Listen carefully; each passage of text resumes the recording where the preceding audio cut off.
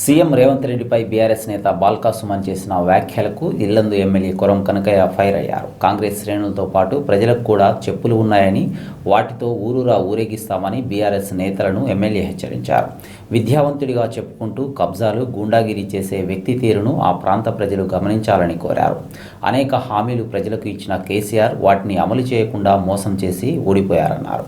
కేసీఆర్ గారు ఉంది ఒకసారి గమనించాలని ప్రెస్ కూడా ప్రజలకి చక్కటి ఆలోచన వాళ్ళకి తెలియపరిచే బాధ్యత కూడా పత్రిక వాళ్ళకు ఉంది. మరి ఇలాంటి దౌర్భాగ్యం ఉన్నటువంటి ఎమ్మెల్యేలు ఆ ప్రజలకు ఏమి సంకేతం ఇచ్చారో అర్థం కాదు.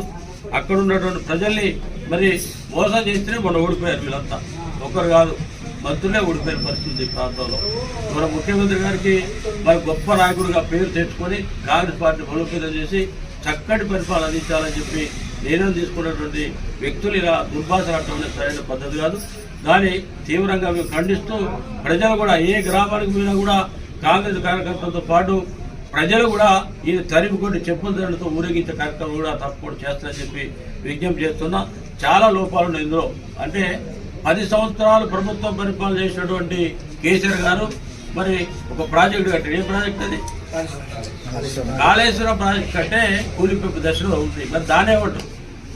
దోకబాద్ చేసి దూటమాటలు చెప్పి డబ్బులు దండుకునేటువంటి పరిస్థితి ఆ సీఎం ఉందా, లేకపోతే 60 రోజులు చేసినటువంటి ముఖ్యమంత్రిగా ఉంటుందా? ఒకసారి ప్రజలు కూడా గమనించాలి. ప్రభుత్వం అమలు చేస్తారని చేయనటువంటి నీతి నిజాయితీ గలటువంటి ఏమైనా జరగకపోతే ప్రభుత్వానికి హెచ్చరించి చూపెట్టడంలో తప్పులేదు. కానీ ఇలాంటి వ్యాఖ్యలు చేయడం, రేవంత్ రెడ్డి గారు వచ్చి 2 నెలలు కూడా కాలేదు, వాళ్ళు ఎట్లా పరిపాలించాలా, పరిపాలన మీదటువంటి సమగ్రమైనటువంటి రిపోర్ట్ తెప్పించుకొని పరిపాలనా సౌలభ్యం కోసం వాళ్ళు చేసే ప్రతి చర్య కూడా వాళ్ళు చేస్తున్న సమయంలో వీళ్ళు ఇట్లాంటి మాటలు మాట్లాడడాన్ని మేము తీవ్రంగా ఖండిస్తా ఉన్నాం. 10 సంవత్సరాలు పరిపాలించిర్రు, ప్రజల్ని ఎంత మోసం చేసిరో అందరికీ తెలుసు. కాబట్టికే మిమ్మల్ని ఇవాళ చిత్తుగా ఓడించిన సంగతి కూడా మీరు బాగా అర్థం చేసుకోవాలి.